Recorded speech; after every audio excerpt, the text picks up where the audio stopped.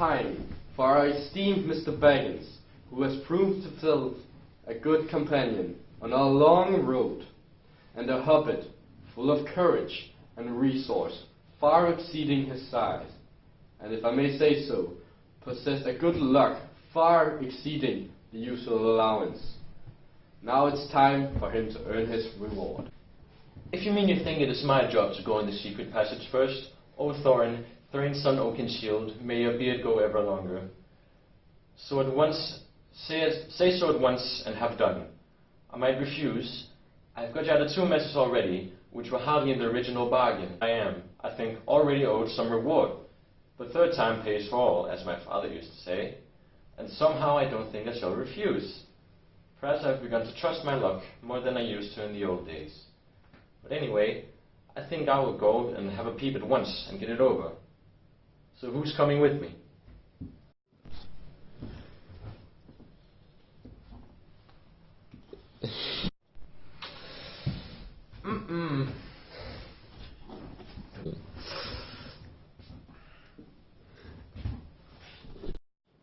I'll come inside at least, perhaps a bit of the way too. I'll be ready to call for help if necessary. Good luck!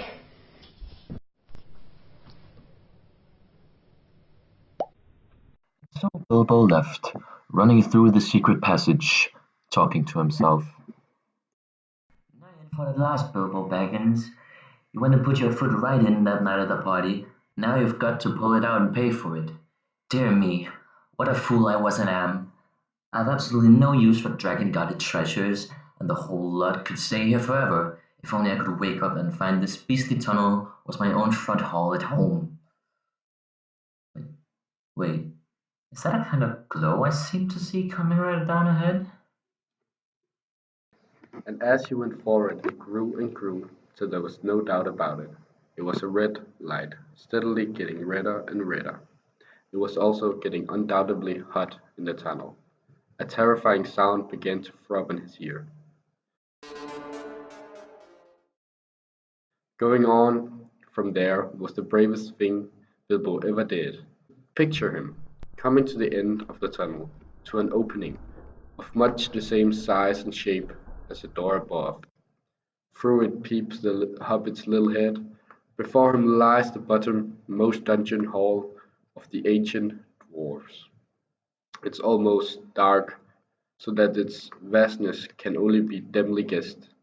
But rising from the near side of the rocky floor, there is a great glow, the glow of Smaug. There he lay, a vast red golden dragon, fast asleep. Wisps of smoke came from his jaws and nostrils, but his fires were low in his slumber. Beneath him lay countless piles of treacherous things like gold, gems, and jewels. Smaug lay with wings folded like an immeasurable bat. Bilbo was breathless. Bilbo grabbed a great 2-handled cup, as heavy as he could carry. Bilbo gave a frightened look as Smaug stirred a wing, opened a claw, and the tone of his snoring changed. Bilbo fled. Does it show them? Well, get grosser than a burglar, indeed. Well, we'll hear no more of that. The dwarves were joyful seeing Bilbo returning from the passage. But amidst their celebration, a rumbling came from the mountain underneath that made the ground tremble. Thieves! Fire! Murder! Dragons may not have a real use for their wealth, but they know it down to the ounce, especially after long possession. Smaug had woken up, and he was missing his cup. Smaug was in an indescribable rage. His fire belched forth.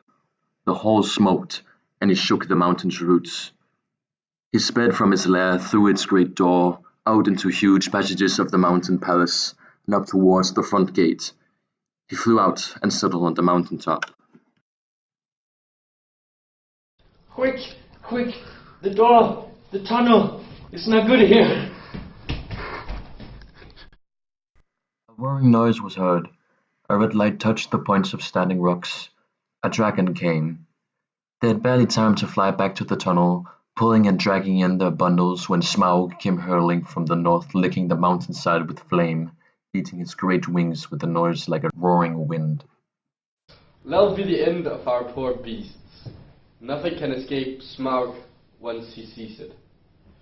Here we are, and here we shall have to stay, unless anyone fancies tramping the long upon miles back to the river with Smaug on the watch.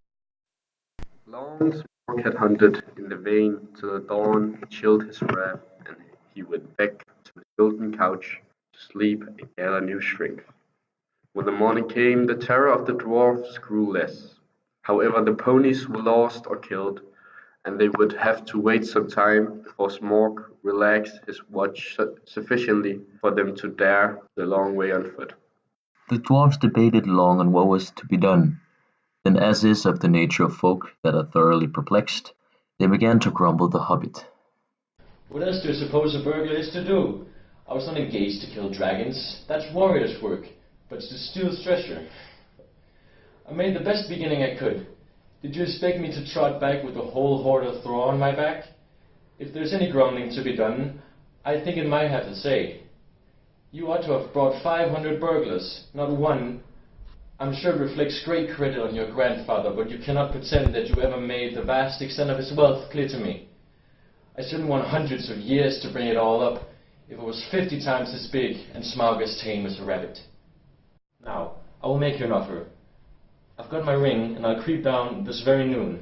Then, if ever Smaug ought to be napping, I'd see what he's up to. Perhaps something will turn up. Every worm has a weak spot, as my father used to say.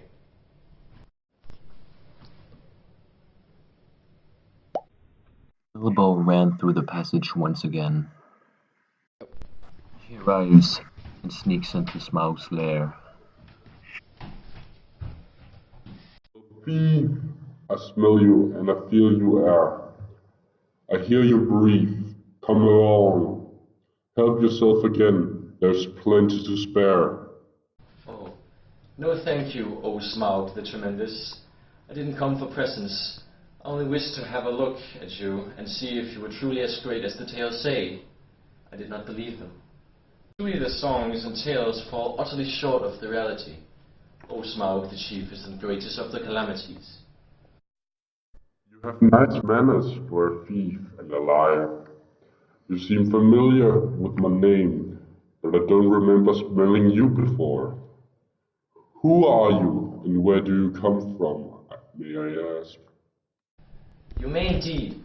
I come from under the hill, and under the hills and over the hill my path led, and through the air. I am he who walks unseen. So I can well believe, but that is hardly your usual name. I am he that buries his friends alive and drowns them and draws them alive again from the water. I came from the end of a bag, but no bag went over me. These don't sound so credible. I am the friend of bears and the guest of eagles. I am ringwinner.